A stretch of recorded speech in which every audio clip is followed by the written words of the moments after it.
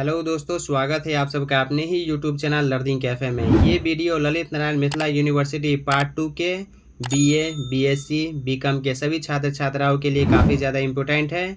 आज के वीडियो में हिंदी 50 मार्क्स के कुछ इंपॉर्टेंट ऑब्जेक्टिव क्वेश्चन का प्रैक्टिस करेंगे। ये हिंदी 50 मार्क्स का सेकेंड वीडियो है। फर्स्ट वीडियो अगर आप नहीं देखे हैं तो लिंक आपको डिस्क्रिप्शन में मिल जाएगा, या चैनल के प्लेलिस्ट में जाके आप पहला वीडियो देख लीजिएगा। तो चलिए क्वेश्चन की तरफ बढ़ते हैं। हमारा पहला क्वेश्चन है, भारत में राष्ट्रभाषा मानी जाने वाली भाषा कौन सी है? हिंदी। राष्ट्रभाषा के रूप में हिंदी भाषा को किस देश के लोगों ने मान्यता दी है? भारत के लोगों ने। राष्ट्रभाषा होती है राष्ट्र के लोगों की संपर्क भाषा। नेक्स्ट क्वेश्चन, भारत में सबसे अधिक बोले जाने वाली भाषा कौन सी है? हिंदी। भारत में सबसे अधिक बोले जाने वाली भाषा कौन सी है? हिंदी भाषा। हिंदी भाषा का जन्म हुआ अपभ्रंश से। भारतवर्ष में हिंदी को आप किस वर्ग में रखेंगे? राजभाषा में। क्वेश्चन नंबर 7, वर्तमान हिंदी का प्रचलित रूप है? खड़ी बोली। वर्तमान हिंदी का प्रचलित रूप खड़ी बोली है। हिंदी की विशिष्ट बोली ब्रजभाषा किस रूप में सबसे अधिक प्रसिद्ध है? काव्य भाषा के रूप में। हिंदी भाषा किस लिपि में लिखी जाती है? देवनागरी में। हिंदी भाषा देवनागरी लिपि में लिखी जाती है। हिंदी भाषा के विकास का सही अनुक्रम कौन सा है? पाली, प्राकृत, अपभ्रंश, हिंदी। नेक्स्ट क्वेश्चन, संविधान के अनुच्छेद 351 में किस विषय का वर्णन है? हिंदी के विकास के लिए निर्देश। निम्नलिखित में से कौन राष्ट्रभाषा होने के साथ साथ राजभाषा भी है? हिंदी। हिंदी राष्ट्रभाषा होने के साथ साथ राजभाषा भी है। भारत की राष्ट्रभाषा ही भारत की मातृभाषा है। तो असहमत, ये बिल्कुल गलत है। आप राजभाषा से रिलेटेड क्वेश्चन देखिए। राजकीय कार्य संचालन के लिए प्रयोग की जाने वाली भाषा कहलाती है राजभाषा। राजकीय कार्य संचालन के लिए प्रयोग की जाने वाली भाषा राजभाषा कहलाती है। हिंदी को राजभाषा के रूप में कब स्वीकार किया गया? 14 सितंबर 1949 को। भारतीय संविधान के किस भाग में राजभाषा संबंधी प्रावधान है? भाग 17 में। अनुच्छेद 343 संबंधित है राजभाषा से। अनुच्छेद 343 राजभाषा से संबंधित है। संविधान के अनुसार संघ की राजभाषा हिंदी की लिपि है देवनागरी। संविधान के अनुसार संघ की राजभाषा हिंदी की लिपि देवनागरी है। राजभाषा का उपयोग है। राजभाषा का उपयोग कार्यालय में होता है, लेखों में, पत्र व्यवहार में। तो ऑप्शन डी हो जाएगा इनमें से सभी। राजभाषा आयोग का गठन कब हुआ था? 1955 में। राजभाषा आयोग का गठन 1955 में हुआ था। निम्न में से किस भाषा में संस्कृत के तत्सम शब्दों का प्रयोग सबसे कम होता है? हिंदुस्तानी में। ऑप्शन बी होगा हिंदुस्तानी। राजभाषा अधिनियम कब निर्मित हुआ? 1976 ईस्वी में। दोस्तों, इस वीडियो में डिटेल में इसलिए नहीं बता रहा हूँ, नहीं तो वीडियो लेंदी हो जाएगा। और हमारा टारगेट है कि कम से कम समय में ज़्यादा से ज़्यादा क्वेश्चन का प्रैक्टिस करवा दिया जाए। एग्ज़ाम डेट करीब है। अगर आपको डिटेल में पढ़ना है तो लिंक डिस्क्रिप्शन में दे दिया हूँ, या चैनल के प्लेलिस्ट में जाके हिंदी 50 मार्क्स का जो वीडियो अपलोड है वो आप देख लीजिए। नेक्स्ट क्वेश्चन, राजभाषा अधिनियम के अनुसार इनमें से ख श्रेणी के अंतर्गत कौन सा राज्य नहीं आता है? हिमाचल प्रदेश। कचहरियों में नागरी भाषा का प्रयोग कब से प्रारंभ हुआ? 1900 ईस्वी से। निम्न में से किसकी राजभाषा हिंदी नहीं है? जम्मू कश्मीर। जम्मू कश्मीर की राजभाषा हिंदी नहीं है। हिंदी का प्रथम प्रचारक निम्न में से किसे माना जाता है? स्वामी दयानंद सरस्वती को। हिंदी का प्रथम प्रचारक स्वामी दयानंद सरस्वती को माना जाता है। संविधान की 8वीं अनुसूची में सम्मिलित भाषाओं में सर्वप्रथम कितनी भाषाओं को राजभाषा के रूप में मान्यता दी गई थी? केवल 14 भाषा को। राजभाषा संबंधी अनुच्छेदों का वर्णन संविधान के किस भाग में किया गया है? तो संविधान के 17वें भाग में। ऑप्शन ए हो जाएगा 17वें भाग में। जो अलग अलग भाषाओं को बोलने वाले लोगों को जोड़ती है, संपर्क भाषा। संपर्क भाषा अलग अलग भाषाओं को बोलने वाले लोगों को जोड़ती है। संपर्क भाषा का अत्यधिक महत्व कहाँ होता है? बहुभाषी देश में। संपर्क भाषा का अत्यधिक महत्व बहुभाषी देश में होता है। भारत में हिंदी के बाद अंग्रेजी का प्रयोग संपर्क भाषा के रूप में किया जाता है, तो ये दूसरा है। हिंदी के बाद अंग्रेजी का प्रयोग संपर्क भाषा के रूप में किया जाता है, तो दूसरा स्थान है अंग्रेजी का। संपर्क भाषा को देश की शैक्षिक व्यवस्था से जोड़ना आवश्यक होता है। क्यों आवश्यक होता है? क्योंकि शिक्षा एवं ज्ञान का घनिष्ठ संबंध देश की संपर्क भाषा से होता है। विद्यार्थियों को संपर्क भाषा कैसे सिखाई जा सकती है?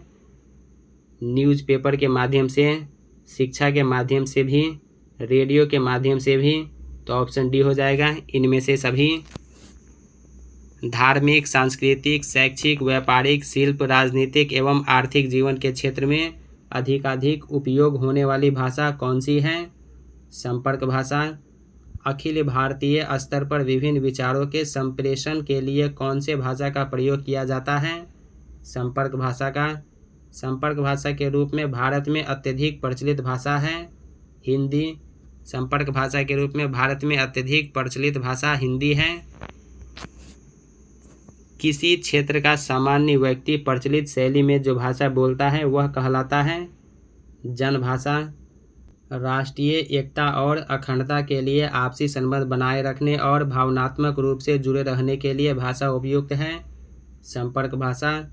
जनगणना 2011 के अनुसार संपर्क भाषा के रूप में हिंदी बोलने वालों की संख्या कितनी है?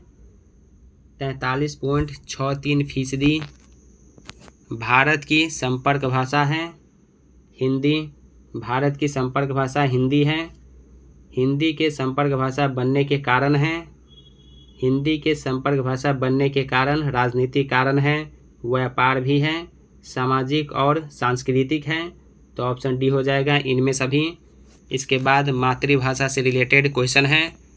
वह भाषा जो माता की गोद में खेलते बढ़ते हुए सीखी जाए कहलाती है मातृभाषा।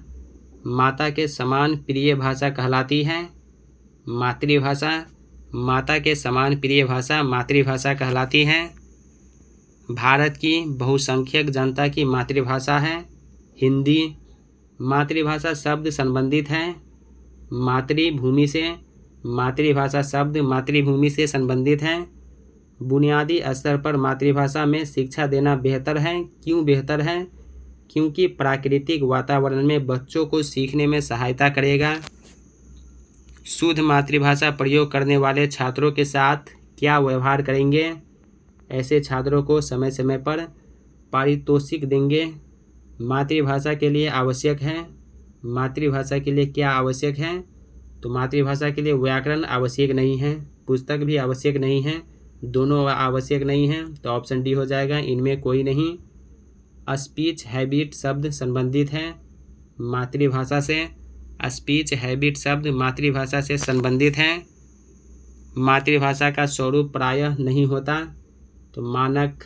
मातृभाषा का स्वरूप प्रायः मानक नहीं होता। मातृभाषा प्रायः किसके अंतर्गत आती है? बोली के अंतर्गत। इसके बाद लोक भाषा से रिलेटेड इम्पोर्टेंट क्वेश्चन देखिए। किसी समुदाय द्वारा आपस में परस्पर जिस भाषा के सहारे जीवन व्यापार का संचालन किया जाता है उसे साधारणतः कहते हैं लोक भाषा कहते हैं। ऑप्शन बी हो जाएगा लोक भाषा। लोक भाषा का अन्य नाम है जनभाषा। लोक भाषा का अन्य नाम जनभाषा है। आदि काल में लोक भाषा के कितने रूप प्रचलित थे? 3। आदि काल में लोक भाषा के 3 रूप प्रचलित थे। लोक भाषा के रूप में रासो भाषा का प्रचलन था राजस्थान में। भक्ति काल में मथुरा के आसपास कौन सी भाषा प्रचलित थी? ब्रज भाषा। हिंदी की उपभाषाएं कितनी हैं? 5। खड़ी बोली कहाँ प्रचलित थी? दिल्ली में। खड़ी बोली दिल्ली में प्रचलित थी। लोक भाषा में आवश्यक नहीं है किताबी ज्ञान। लोक भाषा में किताबी ज्ञान आवश्यक नहीं है। भाषा की दृष्टि से संसार कैसा है? बहुभाषीय। भाषा की दृष्टि से संसार बहुभाषीय है। इनमें से कौन से देश की लोकभाषा, राष्ट्रभाषा तथा राजभाषा तीनों समान हैं? इंग्लैंड की। ऑप्शन सी हो जाएगा इंग्लैंड। संक्षेपण से रिलेटेड ऑब्जेक्टिव क्वेश्चन देखिए। संक्षेपण के गुण हैं। संक्षेपण के गुण संक्षिप्तता है, पूर्णता है, स्पष्टता है। तो ऑप्शन डी हो जाएगा उपरोक्त सभी। संक्षेपण मूल अवतरण का होना चाहिए 1/3। संक्षेपण मूल अवतरण का 1/3 होना चाहिए। संक्षेपण की भाषा किस पुरुष में होनी चाहिए? अन्य पुरुष में। संक्षेपण का अनिवार्य गुण है संक्षिप्तता। संक्षेपण का अनिवार्य गुण संक्षिप्तता है। दोस्तों, अगर आप चैनल पर पहली बार हैं तो सब्सक्राइब करने के साथ साथ नोटिफिकेशन बेल को दबा के ऑल पे क्लिक कीजिए, ताकि जब कभी मैं वीडियो अपलोड करूं तो सबसे पहले आप तक पहुंचे। और वीडियो को लाइक करना मत भूलिए, आपके एक लाइक से मेरा मोटिवेशन बना रहता है। क्वेश्चन नंबर 5, संक्षेपण का विलोम होता है पल्लवन। संक्षेपण का विलोम पल्लवन होता है। संक्षेपण का शीर्षक होना चाहिए प्रसंग से संबंधित, संक्षिप्त, सरल। तो ऑप्शन डी हो जाएगा इनमें सभी। संक्षेपण को निम्न में से किस नाम से जाना जाता है? सार लेखन के नाम से। संक्षेपण को सार लेखन के नाम से जाना जाता है। संक्षेपण का आशय होता है मुख्य विचारों, तर्कों आदि को लघुत्तर आकार में प्रस्तुत करना। नेक्स्ट क्वेश्चन, संक्षेपण लेखन में कोई विवरण पत्र हो या कोई लेख या आख्यान, उसके मुख्य भाव को बिना छोड़े कितने भाग में लिखना चाहिए? 1/3। संक्षेपण में भाव एवं भाषा कैसी होनी चाहिए? शुद्ध एवं सुस्पष्ट। संक्षेपण की भाषा में 2 मुख्य चीज़ें हैं, प्रवाह एवं क्रमबद्धता। संक्षेपण का प्राण क्या है? संक्षिप्तता। संक्षेपण का प्राण संक्षिप्तता है। संक्षेपण को सामान्य रूप से मूल अवतरण का कितना अंश होना चाहिए? 1/3 अंश। संक्षेपण का शीर्षक कैसा होना चाहिए? लघु एवं भावभिव्यंजक। संक्षेपण की शैली में यथासंभव मूल शब्दों को क्या करना चाहिए? बहिष्कार। नेक्स्ट क्वेश्चन, संक्षेपण स्वतः कैसी होनी चाहिए? पूर्ण। संक्षेपण के विचारों का सार किस रूप में रखा जाता है? क्रमबद्ध के रूप में। तो दोस्तों, आज के वीडियो में इतना ऑब्जेक्टिव क्वेश्चन रहने देता हूँ। पल्लवन से रिलेटेड जो क्वेश्चन रह गया वो नेक्स्ट वीडियो में हम प्रैक्टिस करेंगे। ऐसे ही 2 से 3 वीडियो में आपको क्वेश्चन का प्रैक्टिस करवा दिया जाएगा। एग्जाम में उसी हिसाब से क्वेश्चन रहेगा। मिथिला यूनिवर्सिटी ज़्यादा बाहर से क्वेश्चन नहीं पूछता है। तो दोस्तों, कैसा लगा ये वीडियो कमेंट करके ज़रूर बताइए। क्या वीडियो आपको अच्छा लगा या लगता है कि ये वीडियो आपके साथ साथ आपके उन फ्रेंड्स को भी हेल्प कर सकता है, तो अपने दोस्तों के साथ वीडियो शेयर कीजिए। अगर कोई डाउट है या कोई सवाल है या किसी क्वेश्चन का आंसर बाय मिस्टेक मेरे से गलत हो गया है तो कमेंट करके बताइए। तो चलिए, अब मिलते हैं नेक्स्ट वीडियो में। तब तक के लिए टेक केयर, बाय बाय।